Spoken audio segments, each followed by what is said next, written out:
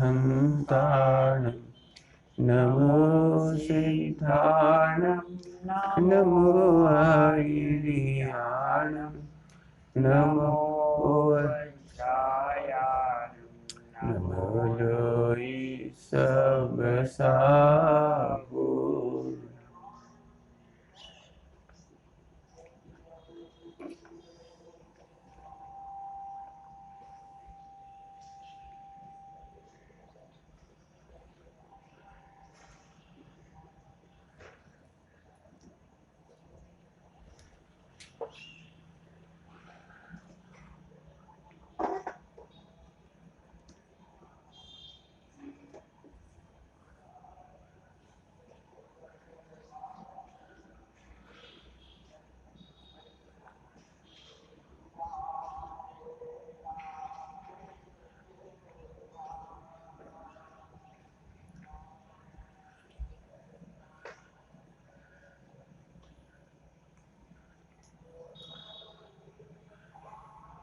नमः शमय साराय स्वानुभूत्या चकास्ते चेष्टवावाय भावाय सर्वभावान्तरचिते।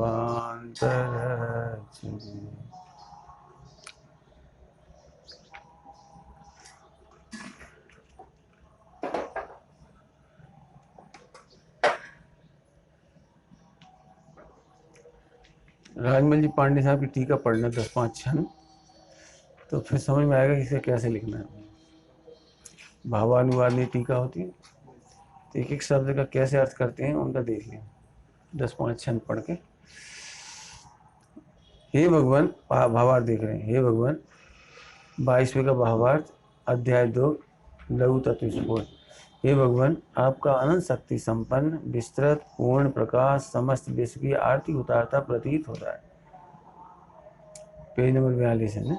अर्थात समस्त क्रियाओं को, नीचे की 3 लाइन है भावार्थ की, समस्त क्रियाओं को प्रकाशित करता है। जिसकी आरती उतारी जाती है वह वस्तु सर्वांश प्रकाशित हो जाती है।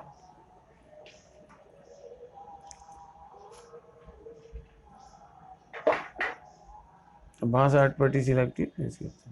जिसकी आरती उतारी जाती है वह वस्तु सर्वांश प्रकाशित हो जाती है।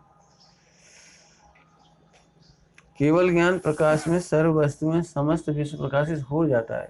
सारांश यह है, आचार्य देव ने उत्प्रेक्षा अलंकार के द्वारा केवल ज्ञान को समस्त विश्व की आरती उतारने वाला लिखा है। कल इसकी चर्चा हमने कर ली है। सामान्य भाषा तो वही है कि लोकालोक को झलकाता है, लोकालोक का स्वरूप स्पष्ट करता है। लेकिन आरती शब्द इस्तेमाल किया इसलिए अपन ने इसका प्रयोग क्या किया कि निर्दोष बताता है। और सचमुच क्षय द्रव्य या द्रव्य गुण पर्याय का जो स्वरूप है बड़ा सुंदर है। ये विश्व बहुत सुंदर है। वह देश सबसे अच्छा माना जाता है जहाँ न्याय होता है। वह देश बहुत अच्छा होता है जहाँ चोरी होती है लेकिन चोरी का दंड भी मिलता है। ये सुंदर देश है। ऐसे छह द्रव्य सुंदर हैं, उनकी गुण पर्याय सुंदर हैं, उनकी पारमेश्वरी व्यवस्था सुंदर है, उत्तम है, इष्ट है, अबाधित है, बहुत जोरदार है। यदि मिथ्यात्व की सजा नहीं मिलती तो ये सुंदर नहीं होता। फिर यदि अन्याय और अपराध करने वालों को जेल नहीं होती तो ये सुंदर नहीं होता भारत। क्योंकि फिर न्याय कौन करता, फिर ईमानदारी कौन करता, सत्य कौन बोलता, अचोरी कौन पालन करता, अहिंसा कौन पालन करता। हिंसा का दंड है, ये सुंदरता है जी कह रही। ये निर्दोष व्यवस्था का अंग है। स्वामी जी कहते पोपावाई नो राज न थी। पोपावाई का राज नहीं मतलब तुम अपराध करोगे और फल नहीं मिलेगा, ऐसा नहीं है। अपराध करोगे उसका फल है। ये बहुत सुंदरता कहलाती समझ में। नमक और शक्कर का स्वरूप, नमक से दूध खारा होता है, उसकी सुंदरता है।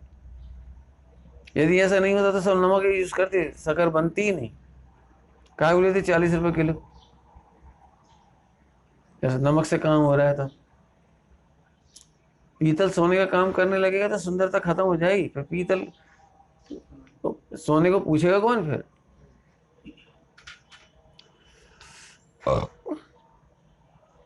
ध्यान रखना, सुंदरता का मतलब क्या कह रहे हैं? विवाह नहीं है ये सुंदरता नहीं कह रहे हैं। विवाह है तो उसका फल भी है, स्वभाव है, उसकी आराधना भी है तो उसका फल भी है। मम्मी बहुत अच्छी है, क्यों अच्छी है? केवल प्यार ही प्यार करती है ऐसा नहीं है। प्यार के दो रूप है उसके पास, यदि पुचकारना है तो थप्पड़ भी है। ये माँ की सुंदरता है। जो माँ थप्पड़ नहीं मारती वो सुंदर नहीं है। लोग में बुराइयां होने लगती, कैसी माँ है, सच चोरी कर रहा था देखती रही।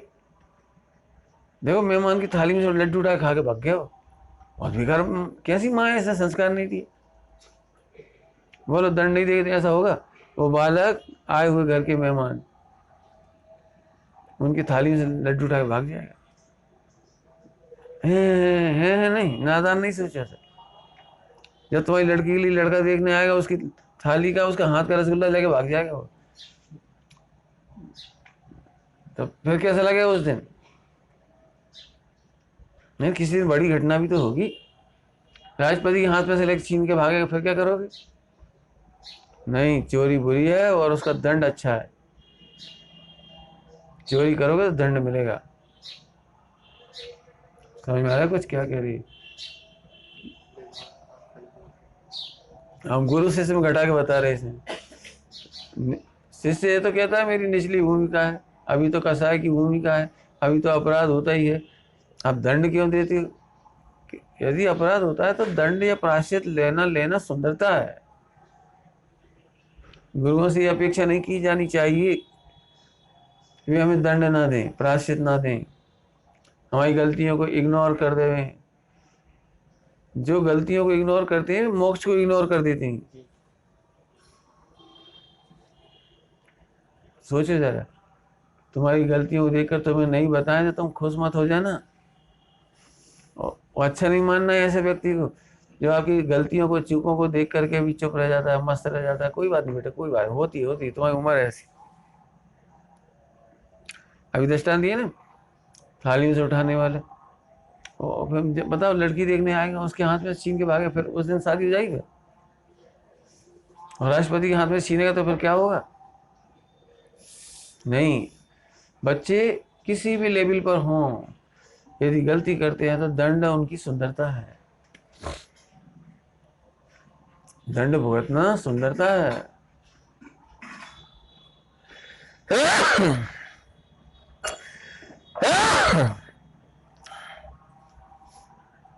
आए समय दंड कुछ काम है, दंड भुगतना सुंदरता है।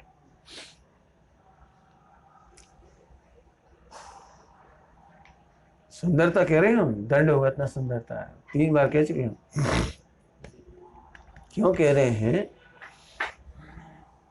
मुस्कुरा करके दंड भोगना सीखो। अब फंस गए और पकड़े गए, मतलब ये गंदी आदत कितनी गंदी है कि बहुओं से दूर ढुल गया, झट छिपाने के लिए छिपाने का प्रयास कर, दंड नहीं भोगना चाहिए। यदि दूर ढुला है तो सबको बताओ, चाहे हमसे दूर ढुल गया, हमने लापरवाही करी। ये सुंदरता है, प्रायश्चित लेना। क्या कह रहे हैं? प्रायश्चित लेना सुंदरता है। लगभग मैं समझता हूँ जहाँ तक भारत में सम्यक दृष्टि नहीं है, इस अपेक्षा से ये बात चल रही है। सम्यक दृष्टि हुआ तो बात अलग ही हो जाए, पूरी जमीन आसमान का अंतर हो जाए। मिथ्या दृष्टि को ये भाव आता है कि मेरे दोस्तों को इग्नोर किया जाए। किसका लक्षण है ये? मिथ्या दृष्टि जीवों का लक्षण है कि मुझे इग्नोर कर दिया जाए। गुरु मुझे बहुत चाहते हैं, इनको नहीं चाहते, इनको जरा जरा सी गलती भी डांट पड़ती है। मेरी बड़ी बड़ी गलती पर भी गुरु जी कुछ नहीं कहते। स्कूलों में क्या होता है, हीरो को दंड दिया जाता है और विलेन को छोड़ दिया जाता है। विलेन कितना खुश होता है, जो है सीधा सच्चा, मैं नहीं डरता किसी से। सर जानते हैं बिल्कुल, मेरे को दबाएंगे तो समझ लेना हाँ बहुत बुरा अंजाम होगा। मैंने विलेन की सोच ऐसी होती। ये उधर का तो दृष्टांत दे रहा हूँ, जो जल्दी समझ जा। ऐसे ही जो शिष्य सोचता है कि मुझे दंड नहीं मिलता है, मैं भाग्यशाली हूँ, नहीं नहीं, तू दुर्भाग्यशाली है। तुम प्रायश्चित नहीं लेते हो, ये तुम्हारी गंदगी है। और प्रायश्चित नहीं देते हैं, ये पार्शलिटी करते हैं, ये बहुत असुंदर है बेगुरु। अभी हम बालक की माँ का दृष्टांत, ये वो माँ बदनाम होती है, इनका बेटा कैसा है, इन्हें संस्कार नहीं दिए, इसका इस बच्चे की गलती नहीं मानते। ध्यान रखना, शिष्य की गलती नहीं मानी जाती, गुरु की गलती मानी जाती। जैसे बालक की गलती होने पर माँ बाप बदनाम होते हैं, ऐसे शिष्य की गलती होने पर माँ बाप और गुरु, क्या ना, शिष्य बदनाम, गुरु बदनाम होते। अपराध होना यदि प्रकृति में है तो फिर प्रकृति में दंड भी सुंदरता है, जो कह रहे हैं। भारत की सुंदरता ये नहीं है जेल नहीं, या कोई न्यायाधीश नहीं, ये सुंदरता नहीं। अब मैंने इतना वर्णन क्यों किया कि 3 लोग सुंदर है, एक है। आप गुरु से बच के चले आओ, कर्मों से बच के कहाँ चले आओ। कर्मों की इतनी सुंदर व्यवस्था है, इतनी सुंदर व्यवस्था है कि अनंत अनंत जीव राशि एक साथ अपराध करती है और एक साथ पकड़ी जाती है। एक समय में कभी विलम्ब नहीं होता कि निगो दिया है तो चलो रिलैक्स, अब ये बेचारे पेड़ पर तक आ जाने, अब ठीक है चल छोड़ो, ऐसा नहीं। कर्म रिलैक्स नहीं करता किसी को, किसी को भी। आदमी को दया आती, बेचारे ने क्या पाप करो ही है, गर्भ का बालक गिर गया, गर्भ का बालक मर गया, इस बेचारे ने क्या पाप किया होगा, क्या किया होगा, वो तो होता है। और कर्मों की बंद की सुंदर व्यवस्था है। मैंने करना नहीं, कोई ऐसे नहीं पढ़ो हाय हाय ना आए उदय बच जाए, बचावे की विधि बता दूं, कर्म का उदय नहीं आए, ऐसे नहीं पढ़ो मिथ्या दृष्टि में तेरे। धर्मात्माओं को पाप का उदय आता है, लेकिन रोते नहीं मिलेंगे आप। शेर सुदर्शन, सीता, अंजना, द्रौपदी, पांडव, पारसनाथ, ये रोते हुए नहीं मिलेंगे। कर्णानियों का ज्ञान है नहीं, कर्णानियोग भी ऐसे पढ़ते हैं, कितना सुंदर है विश्व। ये नहीं है गरीब आदमी को दंड ज्यादा मिलता है और चक्रवर्ती को नहीं मिलता और तीर्थंकरों को नहीं मिलता ना। तीर्थंकर हो गया, लेकिन उन्हें भी कर्म का उदय आता है, उसे रोका नहीं जा सकता। ये सुंदरता है, ये कह रहे हैं। हमें क्या लगता है पार्श्वनाथ को उपसर्ग नहीं होता तो बढ़िया रहता, कोई मदद करने आ जाता तो अच्छा रहता, देव आ जाते तो अच्छा रहता। ये पार्शलिटी वाला सोचता है, मिथ्या दृष्टि सोचता है।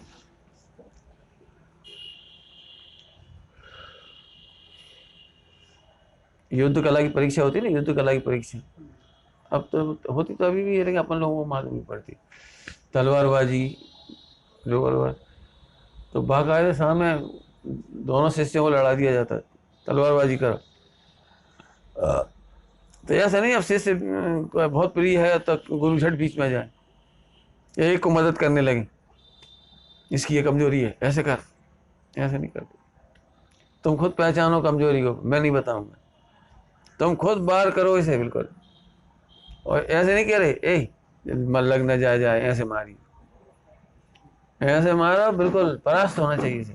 उससे कहते बेटे ये कहीं भी मारेगा हमें नहीं मालूम, अब कब ऊपर से मारेगा कब पैरों के नीचे से मारेगा ये तुम्हें समझना, हमें नहीं मालूम। क्यों? हम तुम्हारी मदद करेंगे तो तुम युद्ध कला में कभी नहीं जा पाओगे, निपुण नहीं हो पाओगे और युद्ध में जा नहीं पाओगे कभी। तुम सोच रहे थे ऊपर से मारेगा, तब तक तलवार ऊपर लाया, नीचे से निकाल दी, 2 ही पैर कट गए। और कितने ऊपर से मारेगा ये सोचो, उतने ऊपर की जंप लोगे, नहीं हाथ पैर कटेंगे। कुछ समझ में आया? गुरु शिष्य को मोक्ष मार्ग में मदद नहीं करते, यही सच्ची मदद है। क्या कह रहे? हाँ ये सच्ची मदद है, नहीं जो भरोसे ही बैठा रहेगा वो।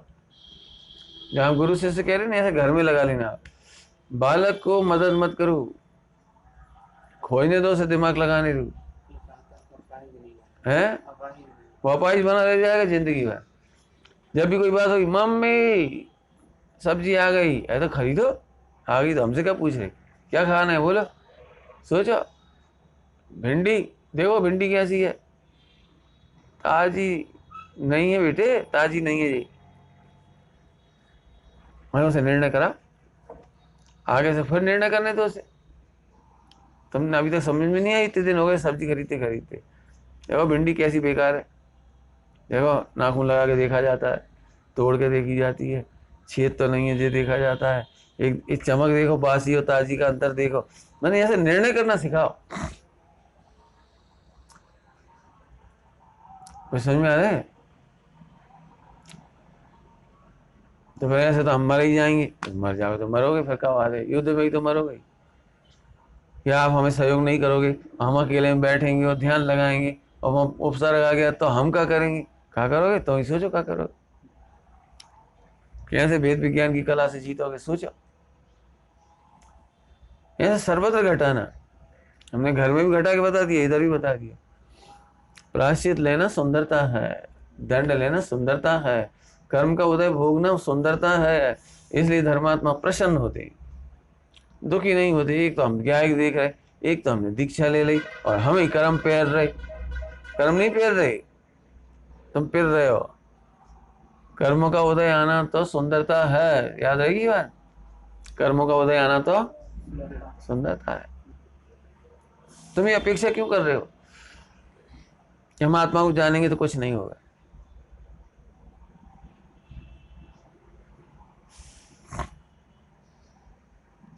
इसलिए हम कभी अभी पढ़ाया था अपन, 10 लक्षण बताई थी ये बात। जिन्हें ब्रह्मचर्य लेना हो, मुनि दीक्षा लेना हो, वो अनुकूलताओं की कल्पना भी ना करें, प्रतिकूलताओं की कल्पना करें। जैसे दृष्टांत, आचार्य कुंद का संवाद सुना होगा आपने, पिताजी और माताजी का और बालक का संवाद होता है, हटता जोरे बेटा। तो माता पिता उसको बार बार प्रतिकूलताएं याद दिला रहे हैं, लेकिन उसका उत्तर कितना सुंदर आ रहा है,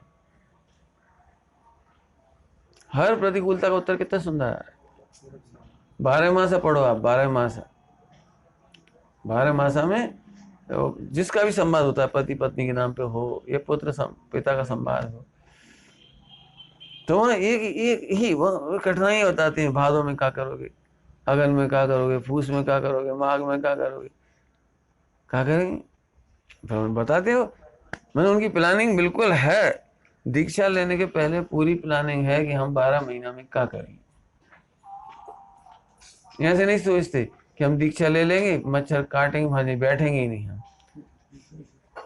और जब बहुत मच्छर होंगे वहां पे मच्छर नहीं लगवा लेंगे, और पहले से कमरा बंद कर देंगे 4 बजे से ताकि मच्छर ना घुसे, और हम फिर तेल लगवा लेंगे उसका, मच्छरों का भगाने वाला, ऑल आउट लगा देंगे। जी नहीं सोचते। ठंडों में हम बहुत लैंप लगवा देंगे, बड़ा गरम गरम बिजली वाला, वो नहीं सोचते। तुम लैंप लेके जाके दिखा दो, कहाँ कहाँ लगा लो बोलो। तुम ले जाओ मच्छरदानी, सब जगह बांध के बता देना पूरे देश में जाके, वहां तो कर्म का उदय आएगा, कील ही नहीं मिलेंगी, फल ही नहीं मिलेगी, फिर क्या करोगे, उतनी लंबी डोरी नहीं मिलेगी, फिर क्या करोगे, कुछ ना कुछ गड़बड़ रह जाती है और नहीं लगा पाओगे अब मच्छर। आखिर उस दिन तो आपको स्वाधीन ही रहना होगा। समझ में आ रहे? आरती उतारने का मतलब इसके बल पर एक होगा, सब जगह बता रहे थे। निर्दोष है, पूरा विश्व निर्दोष है। अब आप बीतरागी हो जाओगे, आपको शत्रु भाषित नहीं होगा। क्यों? क्योंकि निर्दोष है। लिखा है उसमें रविंद्र साहब का आचार्य जी, यदि ये मुझे गाली देता है, कष्ट देता है, तो न्याय ही है। ऐसा लिखा, न्याय ही है। यदि मैंने इसका धन हरा है, इसका चिल्लाना न्याय ही है। यदि मैंने पूर्व भाव में से कष्ट दिया है, तो इसका चिल्लाना न्याय ही है। ऐसा लिखा है, ये मेरा धन हरता है तो न्याय ही है, ऐसा लगा दिया। बहुत सुंदर छंद है। यदि आपको ये समझ में आ जाए तो आनंद ही आनंद हो। भगवान अनुकूल क्यों नहीं है, न्याय ही है। लगा, सांस हमें दुख क्यों देती है, बोलो बोलो जोर से, न्याय ही है। जब हम अपनी सांस के अनुकूल नहीं हुए, हमने उन्हें सुख नहीं दिया, तो हमें भी अनुकूल बहू कैसे मिलेगी। न्याय ही है। बनाओ, हमने समाधि नहीं कराई तो हमारी समाधि कौन कराया, न्याय ही है। ब्रह्मचारी लोग ये तो सोचते हैं अधिकार की बात, और कर्तव्य नहीं सोच पाते। ले तो लें ब्रह्मचर्य, पैसा तो अपने पास है, बात तो सब है, सुविधा तो सब है, लेकिन भाई ये कोई साथ नहीं देगा तो क्या हुई है, और फिर कोई हमारी बुढ़ापे में साथ नहीं दो तो क्या हुई है, और बीमार हो गए तो क्या होगा, और फिर रोटी नहीं दी कोई समाज ने तो क्या होगा, और कपड़ा फट गए और नहीं मिले समाज से तो क्या हुई है। हम तो लिख लो, लिस्ट बना ली। अब तुम सोचो कि दूसरे के पास नहीं है तो तुम क्या करोगे। तुम सोचो दूसरों के कपड़े फट जाएंगे तो तुम क्या करोगे। अरे हम तो अपने उतार के दे देंगे, तो शाबाश निकल आओ ब्रह्मचर्य में, अब तुम्हें कपड़े मिलते रहेंगे।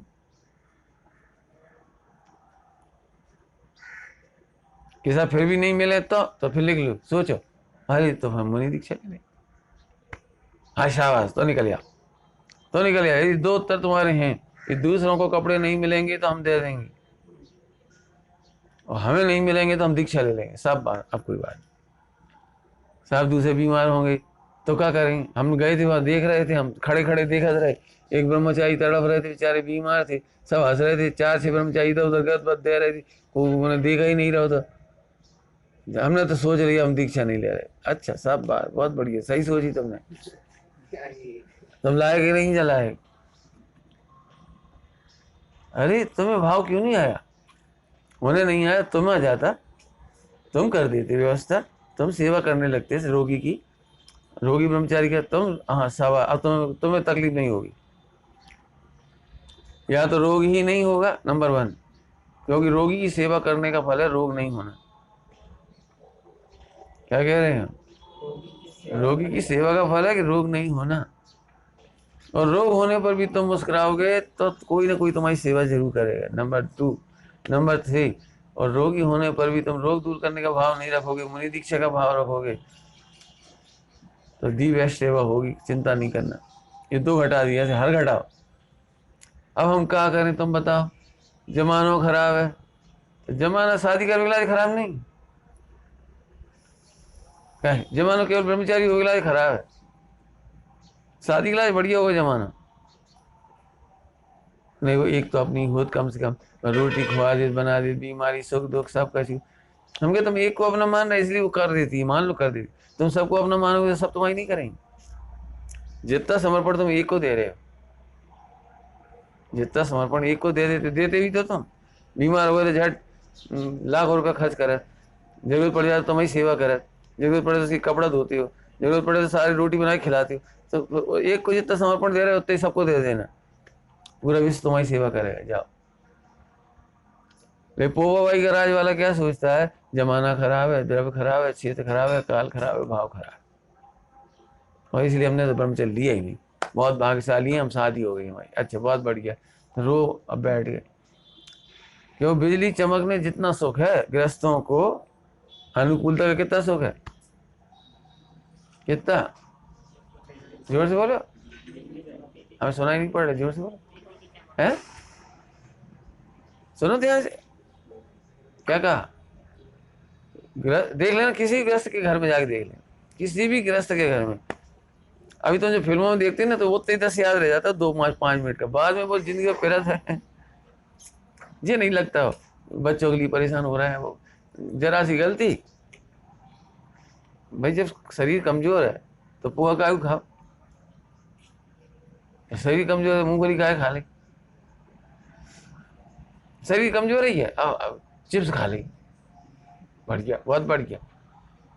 अब लाख रुपए की लग जाए तो भागो होते भागो, जात फिर ऐसा था, अच्छा फिर काय तो लाख रुपए की काय लाए, हाँ जय इलाज तो है भोग, तो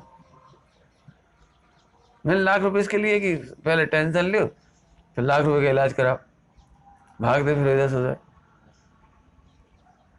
तो फिर कैसे सुख ही नहीं भोगे। अरे ये तो जो सुख है, जिस समय तुमने रसगुल्ला मुंह में रखा 2 मिनट का बिजली चमकी, और फिर पिरात रहे पूरे रात भर, मतलब जो भी तुम्हें हो जाता होगा डायबिटीज वाले को, रात भर तकलीफ पाते रहे। मैंने देख लेना आप गृहस्थों की, रिसर्च करके देख लें, गृहस्थों का सुख बिजली चमकने जैसा है। इसके बाद योग्य संतान नहीं हो, योग्य पत्नी ना हो, योग्य शरीर ना हो, योग पैसा ना हो, बहुत है आनंद, चीजें इकट्ठी हो तब जाके होती शादी। और एक चीज अच्छी हो तो होता है ब्रह्मचर्य। नहीं समझ में आई क्या कह के जल्दी है? सारी दुनिया प्रतिकूल हो लेकिन तुम्हारा उपयोग तुम्हारे अनुकूल हो। क्या कह रहे? तुम्हारा उपयोग तुम्हारे अनुकूल हो तो हो जाता है ब्रह्मचर्य। एक ही चीज अच्छी चाहिए, आत्मा तो अच्छा है ही, तुम्हारा उपयोग अनुकूल चाहिए भाई। आरती कर रहे हम, आरती समझ में आ रहा है? आरती, ओ हे भगवान आपका केवल ज्ञान सारे विश्व का निर्दोष सिद्ध करता है, ये आरती हो गई। जब विश्व की आरती कर रहे तो साधक की भी आरती हो गई यार। धन्य है जो शुद्ध आत्मा को साधते हैं, अवश्य ही वे रत्नत्रय के पात्र होंगे, केवल ज्ञान के पात्र होंगे, मोक्ष के पात्र होंगे। ये आरती हो गई। पापियों की भी आरती हो गई। क्या आरती हो गई? पापियों को पाप की सजा मिलेगी तभी तो वे समझेंगे। इसकी व्यवस्था एकदम सुंदर है। नहीं सुधरेंगे, काल आएगा, चिंता नहीं करो, काल आएगा, चिंता नहीं करो, भुगतोगे, अपने आप समझोगे। यदि हम में से कोई बचपन से बीमार ना होता ना तो अभी से हम जहर खा रहे होते। बीमार तो होते ही नहीं है, चाय जो खाते, चाय जब खाते, चाय जितना खाते। आज तुम मर्यादा क्यों कर रहे थे लोग कि चाय जब खाने की सजा है, और चाय जितना खाने की सजा है, चाय जैसे खाने की सजा है। एक चम्मच आइसक्रीम खा रहे और एक चम्मच कॉफी पी रहे, एक चम्मच आइसक्रीम खा रहे, एक चम्मच कॉफी पी रहे। बहुत बढ़िया, अब आएगा रिजल्ट, पता लगेगा। सब तरह के लोग हैं दुनिया में।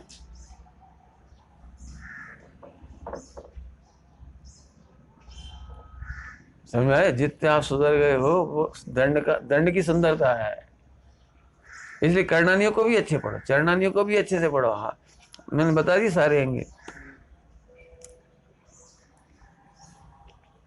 क्यों ब्रह्मचर्य कठिन है कि गृहस्थी कठिन? एक्चुअली कसाय कठिन है, ब्रह्मचर्य कठिन नहीं। कसाय कहती फिर रोटी नहीं मिली तो जा फिर ब्याह कर लिया, खत्म। एक उत्तर दे मोह जड़ से रोटी थे, वो रोटी चिंता है तो ब्याह कर लिया। हमसे पूछो हम भी यही कहेंगे कि तुम्हारा मोह सही कह रहा। नहीं तुम रोटी में चिंता नहीं करो तो दे तो 90 साल रहना तो रहेगी, 100 साल रहना तो रहेगी, 50 साल रहना है तो रहेगी। अब रोटियां कहाँ लिखी है? कहीं ना कहीं स्वामी जी ने कैसे सोचा था, यदि 90 साल इस देह को रहना है आयु प्रमाण, तो कहीं ना कहीं इसकी रोटियां होंगी। रोटी लेके थोड़ी निकले।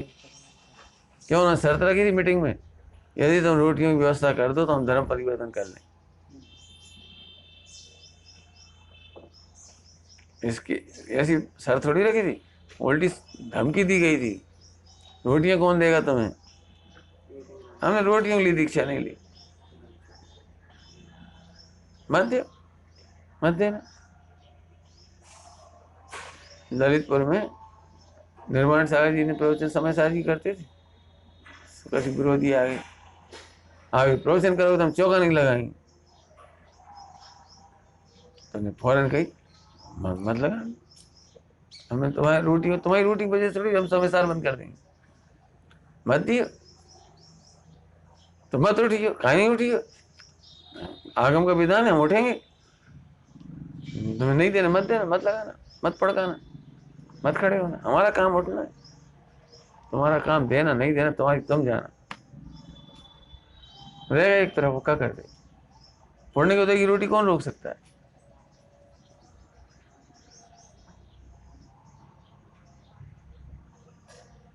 अशोकनगर में नहीं आहार देते थे उनको, मत दो, जिन्हें देना दो। फिर मोक्ष उन्हें देना शुरू किया हम कई जगह।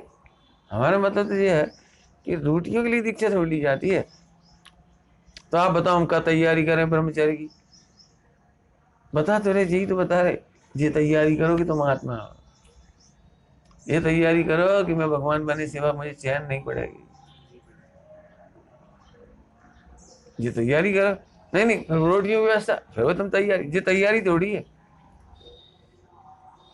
एक बहुत सरल दृष्टांत है, बच्चे लोग परीक्षा की तैयारी करते हैं, समर्थ काय की तैयारी, एग्जाम कैसे तैयारी करते थे। 90% बच्चे, पहले जमाने में पेन होते थे तो सबकी नींव निकाल लेते थे, जीव निकाल लेते, जीव होती थी इसके अंदर एक नींव होती थी, तो ऐसे धोएंगे भाई, नींव सही करेंगे भाई, ऐसा कपड़ा पहुंचेंगे, खूब तैयारी हो रही परीक्षा की है। कंपास सजाएंगे, कंपास धो लेंगे, कपड़ा कागज लगाएंगे बढ़िया रंगीन, वहाँ सजा के बढ़िया टाइम टेबल लिख के लगा देंगे वहाँ में। ये तैयारी हो रही है। हमने तो बहुत तैयारी करी। क्या तैयारी करी था, हम घंटों तक धोत रहे। फिर क्या तैयारी करी कि जाते समय सरस्वती फोटो की साष्टांग प्रणाम करा हमने। और क्या तैयारी करी कि मम्मी पापा के पैर छुए सबके। ये बात तो सही है, लोग व्यवहार तुम्हारा जो कुछ है सब, लेकिन तैयारी, तैयारी तो ये कही होती है भैया। समझ में आया, ब्रह्मचर्य की तैयारी है कही है। तुम ब्रह्म तो देखो, ब्रह्म देखो माने परिपूर्ण देखो, अप्रभावी देखो, सुरक्षित देखो। बस हो गया जो आनंद है ब्रह्मचर्य का।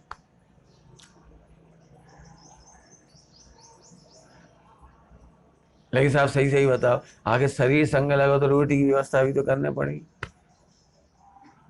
रोटी की व्यवस्था करना है, बोलो करना है, हम बता दे रहे। तुम अपने को ब्रह्म देखो, रोटी की व्यवस्था हो जाएगी। लोगों समझ में नहीं बैठती ये घड़ी, ऐसे कैसे हो जाएगी। देखो हम बताएं, तुम ब्रह्म स्वरूप को देखोगे तो क्षुधा वेदनी का बंध नहीं होगा, पुरानी क्षुधा वेदनी का अपकर्षण हो जाएगा, फिर संक्रमण हो जाएगा, फिर क्या हो जाएगा, पुण्य की उदीर्णा होगी, वहाँ साता वेदनी की उदीर्णा होगी। फिर क्या होगा, उस साता वेदनी की उदीर्णा होने से वीर बढ़ेगा, क्षेपसम बढ़ेगा, वीर का क्षेपसम बढ़ेगा। इससे क्या हो जाएगा, इससे रिद्धि सिद्धि प्रकट होंगी।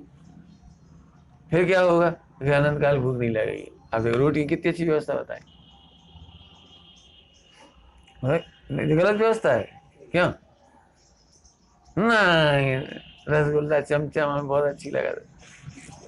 आइसक्रीम तो हमें, अब इतनी उम्र है तो हम चमच। एक साधु ने दीक्षा ली श्वेतांबर में, एक साधु ने दीक्षा ली, वो क्रिकेट का रसिया था, वो क्रिकेट का रसिया था मतलब। तो गुरु ने कहा दीक्षा ले लेते। तो उसने कहा देखो साहब हमारी एक छूट चाहिए। बोले क्या छूट, हम क्रिकेट की कमेंट्री सुने। तो ट्रांजिस्टर रखते थे अपने पास। हाँ, तो वर्ल्ड कप खेलने गई थी, तो उन्होंने सचिन तेंदुलकर के घर जाके उसको बांधा कलावा संकल्प, कलावा सुरक्षा चक्र, और फिर उसका फोटो आया था अखबार। और फिर उन्होंने कहा मैं बहुत बड़ा फैन हूँ सचिन तेंदुलकर का। और वो सब मीडिया आई जाती है, तुम ऐसे काम करोगे तो। वीडियो आ गई, समाचार आ गए, फल आ गए, उसे बांध रहे। तो फिर उन्होंने पूछा लेकिन साधुओं को तो रेडियो अलाउ नहीं है। मीडिया ने पूछ लिया, नहीं मैंने दीक्षा के पहले ही कह दिया था। तुमने गुरु जी को पूछा, कहा तुमने अलाउ, तुमने कैसे अलाउ करी, तुम्हें घर का राज है भाई। वो तो सर्वक का मार्ग है ना, आगम का मार्ग है ना। आगम में लिखा है बिजली अलाउ नहीं कर सकते, सेल नहीं चला सकते, अग्निकाय की हिंसा नहीं कर सकते साधु, मैंने टॉर्च नहीं चला सकते साधु। अग्निकाय की हिंसा का आपने त्याग किया, स्थावर का त्याग किया, 5 स्थावर का, तो अग्निकाय का भी त्याग किया। आप सेल नहीं जला सकते, बिजली नहीं जला सकते, जल रही तो बंद नहीं करवा सकें, कहीं हत्या हो जाएगी उनकी, मर जाएंगे अग्निकाय की जीव जैसे ही बंद करोगे। इसलिए मुझे कुछ नहीं कर सकते। तो ऐसे कैसे अलाउ करती हूँ। तो उनके देखो जितने पापों से बचो उतना ही बढ़िया। वाह वाह बहुत बढ़िया। कौन से ग्रंथ में लिखी है। जैसे ऐसी बात हो गई कि एक डॉक्टर ने परमिशन मांगी सर्जन से कि मैं सीख तो नहीं पाया हूँ मुझे पूरा हार्ट अटैक का इलाज, एक जगह में काट तो लेता हूँ, सीना नहीं जानता उसे। इतना तो सीख गया हार्ट कैसे काटा जाता है, लेकिन सीना नहीं आता है। अब आप छूट दे दो, हमें ऑपरेशन करें, क्या करना चाहिए बोलो भैया। तुम सीवो नहीं जान, अरे सीना सबसे हल्का काम है, ऑपरेशन तो बहुत कठिन होता है। कहाँ कहाँ कट करना है, फिर कहाँ निकालना है सब। और जिस सुई धागा वो सीवो नहीं आता बाबू का, ये तो हल्को काम है सुई धागा को। इतनी छूट दे दो तो वो सर्जन उससे कह दे ठीक है जितो भलो हो यो तो ही भलो से। क्या करेंगे बोलो। वैसे ही गुरु वैसे ही चेला। तो ऐसे तो कोई दीक्षा ही नहीं लेगा तो मत लियो ना। तो ऐसे तो कोई डॉक्टर ही नहीं बने, मत बनने दो। लेकिन मारने वाला डॉक्टर तो नहीं बनेगा। पूरे हिंदुस्तान में एक बनेगा, अमेरिका में एक बनेगा, करेगा वो इलाज, जितना उसकी ताकत होगी करता रहेगा, नहीं हो नहीं बने। नकली तो मत बनो। समझ में आया कुछ? मैंने इसलिए बात कही, आजकल ऐसा हो रहा है, बहुत बहुत हो रहा है। ध्यान से सुनना, प्रतिज्ञा ली जाती है आगम के अनुसार और पाला जाता है इच्छाओं के अनुसार। कुछ कहे ना, क्या कहा हमने? प्रतिज्ञा तो दी जाती है आगम के अनुसार, आगम के मंत्र पढ़े जाते हैं। आपने प्रतिमा ली तो आगम के मंत्र पढ़े जाते हैं, आगम के अनुसार दीक्षा ली जाती है और पाले जाते हैं। वो हमने तो छूट रख ली, हमने तो छूट रख ली। कैसे छूट रख ली? मुनि दशा में 28 मूलों ने छूट कैसे डाल ली? पता ना ये कितनी छूट रख सके। डॉक्टर साहब ने तो लिखा है इसके लिए, पढ़ा हुआ आप लोगों ने, पढ़ा है 10 लक्षण। पढ़ो बेटे पढ़ो। अब फिर कह रहे सही में ये है हत्या, सच कह रहे, नहीं पढ़ पाना, जरूर पढ़ो उसको 10 धर्म को। उसमें लिखा उन्होंने, एक ब्रह्मचारी बड़े परेशान थे, एक साधु थे, समझ लो साधु के नाम पे कहा कि हमें मर्यादा रख ली, मर्यादा। तो उनकी तुमने फिर काय की मर्यादा रख ली कि जिन जिन की हो जात, उन्हें पता ही नहीं, 24 के नाम ही नहीं मालूम। तो कहा तुमने मिथ्यात को कितना परी गया, मैंने मर्यादा रखी, क्या हम पता ही नहीं? आपका तो हम रख लेंगे मिथ्यात की मर्यादा, कितनी रखने बताओ, मुझे स्वरूप ही पता नहीं। तो फिर उन्होंने की मिथ्यात की मर्यादा थोड़ी होती, मिथ्या तो पूरा ही जाता है या पूरा आता है, दो ही काम होते हैं। 100% छूटता है वो तो छूटता है, मर्यादा कैसे कर लो? ऐसे ब्रह्मचारी त्यागी के लिए हमने तो मोबाइल तक मर्यादा कर ली। हम बिल्कुल प्रतिमाधारी के हाथ में तो कदापि नहीं होना चाहिए। प्रतिमा मतलब शर्ट पैंट पहनो, शर्ट पैंट पहनने तैयार नहीं, कहे शर्ट पैंट पहनने रोटी नहीं मिलेगी। भाई शादी नहीं करी तुमने, केवल बाकी सब काम तो हो ही रहे, तुम्हें कमा रहे ही हो, मोबाइल धर ही रहे हो, बाकी सब काम कर ही रहे हो, तो तुम फिर कपड़ा क्या पहनो? फिर शर्ट पैंट पहनो ना। नहीं, हमें बहुत काम है, पहनो नहीं पहनते, मत पहनो, दियो धोखा करत रहो, चल प्रपंच करत रहो। समझ में आई? मर्यादा आपकी मन मर्जी की नहीं चलेगी। आप जित लिखा है सब, जो प्रतिज्ञा धारण की जाती है आगम की मर्यादा में उसका संपूर्ण पालन करना होता है। मुख्य प्रकाश ने लिखा है। इसीलिए तो आज हंसी खेल हो गया। हमसे बहुत लोगों ने कही अभी तक, बहुत बाहर से दिखते हैं ना दो ही दुपट्टा, तो लोग कहते हैं कि आपकी कितनी प्रतिमा है, हमें क्या तो नहीं है, तो खाए नहीं लेंगे, अभ्यास कर रहे ये कब लो अभ्यास कर, में अभ्यास को कहा है कपड़ा बदल ले जाए और का अभ्यास करने ले, चटाई में सोता ही हो, थाली में धो के पिया ही हो, और क्या चाहिए? यही तो अभ्यास है। नहीं हमने, हमारे यहाँ ऐसा अभ्यास नहीं होता, हमारे तो कसा चौकड़ी की तरफ से अभ्यास होता है।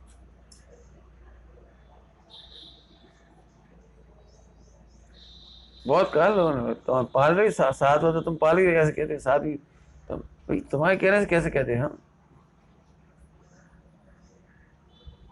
मैंने मायाचारी छल प्रपंच करने से कोई फायदा नहीं। जिस प्रतिज्ञा को धारण करे उस गुणस्थान के सारे ही नियम पालन करने योग्य होते हैं। उसमें फ्लक्चुएशन होगी वो बात अलग है, कोई कम बैठ पाता है सामयिक, कोई ज्यादा बैठ पाता है, कोई पद्मासन बैठ पाता है, कोई सुखासन से बैठ पाता है, कोई खड़गासन बैठ जाता है, कोई जैसी ताकत होती है वैसे बैठ जाता है। वो अंतर हो सकते हैं, लेकिन सामयिक तो करेगा ना, वो सामयिक प्रतिमा लिएगा। ऐसे विचार कर, आरती का अर्थ कर रहे छल करोगे तो फल आएगा, ये कह रहे। तो गुरु भी ऐसी छूट नहीं दे सकते और शिष्य भी मर्यादा नहीं कर सकता। थोड़ा मुझे लिखा है, जो प्रतिज्ञा लेना उसका स्वरूप समझे, प्रतिज्ञा का स्वरूप समझो, उस अवस्था में होने वाले दोषों को पहचाने, उस अवस्था में होने वाले गुणों को पहचाने, फिर निवृत्ति जाने उसे पाले, अभ्यास करे, और निवृत्ति जान करके भी नियम ना ले ले भी द्रवच्छेद काल भाव का विचार करे, फिर भी द्रवच्छेद काल भाव का विचार कर ले, इसके बाद भी उत्साह बढ़ता चला जाए पालने का, ऐसे नियम ले, उल्लासित, ऐसे नहीं एक बार में आलू छोड़ दे थे बाद इनसे बुझ गए पूरे, खाद तो नहीं है लेकिन अब बुझ तो गए पूरे। कहा बताए भाई कि हम तो नियम लेवे से डराने लगे, तुम तो हमारे अनुभव से लाभ लियो, प्रतिज्ञा मत लीजिए जी मैंने ये गलत प्रतिज्ञा लेके खुद ही बुझ गए, फिर दूसरों को बुझाने लगे। और ऐसे लोग बहुत मिल जाएंगे, हम अनुभव को लाभ ले, हमसे भी बहुत कहते हैं हम हमारे अनुभव को लाभ, तुम्हारा क्या है, हम आचार्य कौन कौन को लेंगे, तुम आचार्य तो हो नहीं, हम तुम्हारे लाभ क्यों ले, हम तो अच्छा अमृतचंद स्वामी का लाभ लेंगे, तुमसे क्यों पूछे। हमें ब्रह्मचर्य लेना था, हमने सब विद्वानों से ही पूछा उस समय, सबसे पूछते थे भाई क्या करना चाहिए, क्या करें, कैसे अकेले हैं, कहाँ जाएं, क्या करें सब, तो ब्रह्मचर्य ले रहे, वैसे तो ठीक, वैसे तो ठीक है, हम समझ गए उनकी बात नहीं सुना गए, जो पहले ढीला है वो तो उल्टी उल्टी बात करे, थोड़ी देर बाद कहेगा अच्छा रिश्ता है, हम पूछ रहे थे, हमने बता दी तुम्हारे आएंगे तुम्हारे घर, नहीं बहुत बढ़िया, नाव में तो छेद तो हमने जब पूछी संबर कैसे वो इन्हें वो सूर्य और घोंप दा चक्कू और घोंप दिया छेद ही मत बताओ किसी का, इसलिए लिखा है ब्रह्मचारियों को गृहस्थों की संगति नहीं करनी, ब्रह्मचारियों को गृहस्थों की संगति में उठना बैठना सोना उठना ही क्या छेद हो जाता है बड़ा। और हम देख रहे हैं ब्रह्मचारी हो गए, टीवी देखते रहते, क्या वो घर का माहौल है, सब देखते हैं, वे भी देख रहे हैं आराम से, क्या अब कुछ मतलब ही नहीं। अब शुरुआत में थोड़ा बुरा भी लगता है कि अपन देख रहे हैं, कोई कछु नहीं किया तो निर्भीक हो जाती है। अभी कोई देख रहे हो तो अपन कहो तुम टीवी क्यों देख रहे हो, सब व्यसन का दोष लगता है, पता है, अणुव्रत शुरू भी नहीं होंगे, टेलीविजन देखने वाले के अणुव्रत शुरू भी नहीं होंगे, वो हम नहीं देखते, वो ये लोग चला देते हो, हम तो दिख जाता है, अच्छा तुम भीतरागी हो दिख जाता है तो उठ के चले क्यों नहीं जाती तुम, नहीं वो हम तो भीतराग होकर देख लेते, बस ये समझ लो इसके नाव में इतना बड़ा छेद है, 2-4 भव में, नहीं तो इसी भव में निगो चला जाए, इतना खतरनाक कहाँ है। अब आप इतना कठिन बता तो फिर कोई लेगा ही नहीं, ऐसा मत ले, पढ़ो गाथा रघुनाथ साहब का आचार्य जी की, मोही मुनि से निर्मोही ग्रस्त भला है ना, लिखा है, बढ़िया है, कोई बात नहीं, इसका मतलब ये नहीं कह शादी कर ली, हम तो ये कह रहे यदि नहीं बन रहा मोह है तो झूठ भरे मायाचारी वो करने से तो अच्छा शादी कर लो, अब सम्यक दर्शन करो, अणुव्रत धारण करो, कोई बात नहीं।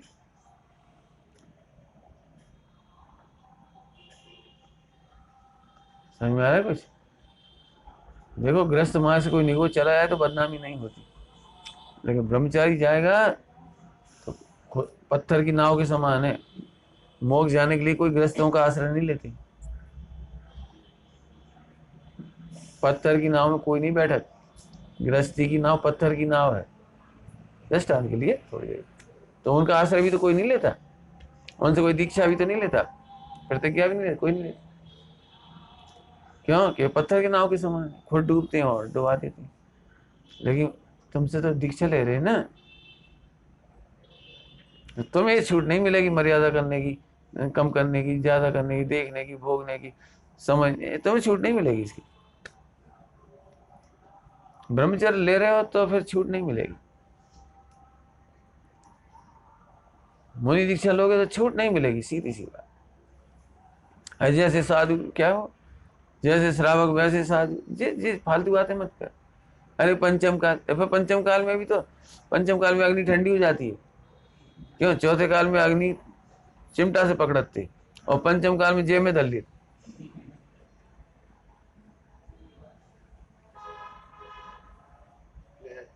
वस्तु में काल नहीं आता, क्या कह रहे, वस्तु स्वरूप में काल नहीं आता, आड़े नहीं आता, पंचम काल में कुछ कम नहीं हो जाएगा वहां, पंचम काल आ जाने से कहीं छूट नहीं मिलेगी बिल्कुल भी,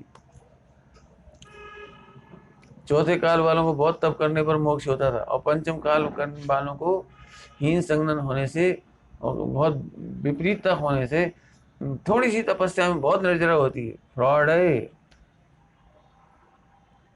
फ्रॉड कह रहे, फ्रॉड है, ऐसा नहीं लिखा। उतने ही भाव लगेंगे जितने तुमने बांधे हैं, भोगने पड़ेंगे, निर्जरा होगी। जो जो तरीका है वो उसी तरीके से होगा। मतलब चौथे काल में बिना टीवी देखे जो निर्जरा होती थी, वो पंचम काल में टीवी देख के हो जाएगी, ये नहीं समझ लेना। चौथे काल में ब्रह्मचारियों को सील की 9 वार थी और पंचम काल में 5 बची। ऐसा नहीं है, उल्लंघन उल्लंघन है। अर्थ काय कर रहे, ध्यान रखना। उन्नति करती है वो, आरती करती, निर्दोष देखना दिखाना। हाँ, तो आप तुझे बताओ कि ब्रह्म चल रहे हैं कि नहीं? हम क्या ब्रह्म को देखो। हाँ, फिर कह रहे ब्रह्म को देखो। थोड़ी देर पहले क्या कहा था? गृहस्थी जिन्हें पालना हो उन्हें सचमुच सारी शिक्षाएं लेनी चाहिए। पत्नी का पालन, बच्चों का पालन, स्वास्थ्य, सबको ज्ञान होना चाहिए। और जॉइंट फैमिली नहीं हो तो और ही ज्यादा होना चाहिए। जॉइंट फैमिली में इतने बच्चों की चिंता नहीं थी। 21 साल के लड़का की ब्याह हुआ, 16 साल के लड़का का ब्याह हुआ, कची बात कहे हैं। दादा दादी 2-3 पीढ़ी होती थी, तो बच्चों का कची चीख आई, उनने झट पियाँ दे दो, जो भी जाना थे, जाए फल दे दो, फला कर दो। तो वे तो जानते हो, घर में रखे भी रहते। अब आजकल की मोड़ा मोड़ी तो पूरे वर्ल्ड वाइड करे, बिल्कुल अकेले रहने, अकेले कमाने। तो बच्चों से ऐसे डरा रहे जैसे सांप से डरा। काहे वो बच्चा भाव इतो नाजुक से मोड़ा फूल जैसा, उन्हें उठाओ ही नहीं यार, धरो ही नहीं यार, कब उठाओ धरो नहीं न कब। तो फिर वो बेचारे बच्चे की मौत होती है, बीमार होते हैं, तकलीफ होती है, परेशानियां होती है। अब उनकी फिर वो डॉक्टर ही डॉक्टर का शरण है बेचारे, तो परेशान होती है। हमारा मतलब गृहस्थ बनना हो तो फिर गृहस्थी में भी तो पढ़ने तो पड़ेगा ही नहीं, ज्यादा से ज्यादा पढ़ना पड़ेगा, ज्यादा से ज्यादा ट्रेनिंग लेने पड़ेगी, ज्यादा से ज्यादा सीखना पड़ेगा। जापान में, पूरे वर्ल्ड की हिम्मत है, मत बता रही जानकारी तो, लेकिन जापान में ये हो चुका है कि वहाँ लोग शादी भी नहीं करना चाह रहे, क्यों? बिना शादी के अय्याशी चल रही थी। अब क्या करें, शादी कब करनी? तो शादी करने तैयार नहीं थे। गवर्नमेंट ने कहा हम 4 लाख रुपए देंगे शादी करने की। मैंने अब पैसा दे दे के शादी करवानी पड़ेगी भाई, तो शादी करोगे तो संस्कृति बचेगी, ये संस्कृति नहीं बचेगी बिल्कुल। हर साल 5-6 लाख बच्चे कम हो जाते हैं, मतलब उनकी जनसंख्या घट रही है, 5-6 लाख हर साल घट जाती। तो 4 लाख के दे रहे उनको, शादी करा। बच्चे पैदा करने पर ये कह रही भैया पूरा खर्चा हम उठाएंगे गवर्नमेंट, जैसे अभी गवर्नमेंट कर रही है अपने भारत में। बच्ची का जन्म हो तो चिंता नहीं करो, बच्ची के लिए 1.25 लाख 1 लाख गवर्नमेंट दे रहा है। लाडली लक्ष्मी योजना क्या क्या हमें नहीं मालूम, 1-1 1.5 लाख दे रही, जो पढ़ाई का खर्चा उठा रही, फिर फला कर रही, कपड़े फ्री कर रही, फ्री। तो हमारा मतलब गवर्नमेंट अब चिंता कर रही। लेकिन तकलीफ आई कहाँ से? उसी पढ़ाई में से, जहाँ एकल परिवार हो गए। जिस पढ़ाई ने अहंकारी बना दिया, हमें माँ बाप की नहीं सुनना, दादा दादी की नहीं सुनना, कंट्रोल में क्यों रहे? छोटी सी जिंदगी ऐस करो तो जे ऐस हो गई, समझ गए? क्या तो वे ऐस बन गए, क्या जिंदगी ऐस हो गई? समझ में आई क्या चिका कही? ये समझ गया सामर्थ क्यों ऐस बन गए, मतलब है। हाँ, और एक और ऐस होता है, ASS। ASS नहीं समझती? ये जी काम की बात भूल गए थे। क्या तो ऐस बन गए, मैंने गधा बन गए। अकल ही नहीं, बिल्कुल सच कह रहे, नई पीढ़ी की बिल्कुल हालत खराब। इधर मैं आपको 2 मिनट में बता दी ये बात, समझ में आया? आरती हुई है, अब इसका नाम आरती है, सारे विश्व का निर्दोष स्वरूप सामने रख दिया। देखो भाई, ऐसा करोगे तो ऐसा फायदा है, ऐसा करोगे तो ऐसा है। मैंने तो इसलिए कह दी, नहीं तो लोग कह रहे पंडित जी ब्रह्मचर्य की मना कर रहे हैं। हम मना नहीं कर रहे, हम तो ये कह रहे ब्रह्मचर्य साधना में अनंत गुना सरल है, और उसकी साधना कठिन है। जब जब एक बात था, जब बिल्कुल सन्नाटा था रात को, तब तो तुम माला फेर नहीं पा रहे थे, तुम्हें इतना डिस्टर्बेंस है। और जब चार तरफ मृत्यु के नगाड़े बज रहे हों, बाजे बज रहे हों, वहां कैसे करोगे? तो गृहस्थ जीवन ऐसा है। जिनके घर में से कोरोना निकल रही, उनके घर में जाके देखो उन्हें कैसा लग रहा है, आगे पीछे वो सबको कैसा लग रहा होगा। जैन समाज के 2 बच्चे टीकमगढ़ में गुजर के, टीकमगढ़ छोटी आयु में गुजर गए। अब उन्हें उन्हें लग रहा था हमारी एंड आ रही। उनसे कहा भाई मंदिर करो, पूजन पाठ करो, स्वाध्याय करो, संयम पालो। हाँ हाँ, मजा, फिर मजा कब करेंगे। मैं हर आदमी ऐसा लगता है। और इस आनंद किसी का भी, मैंने जितना सुना दिया रिपोर्ट, एक इसका सुनाया है कि गृहस्थ जीवन में बिजली चमकने जितना आनंद है, बाकी जिम्मेदारियों का बोझ है, कष्ट है, पीड़ा है, संकट है, संघर्ष है। यदि ब्रह्मचारी होने पर ब्रह्म स्वरूप को समझना पड़ेगा, तो गृहस्थ होने पर इससे अनंत गुना पढ़ना पड़ेगा। सरल है मार्ग, समझ में आया भैया? वो विचार करना। ओम नमः शिवाय।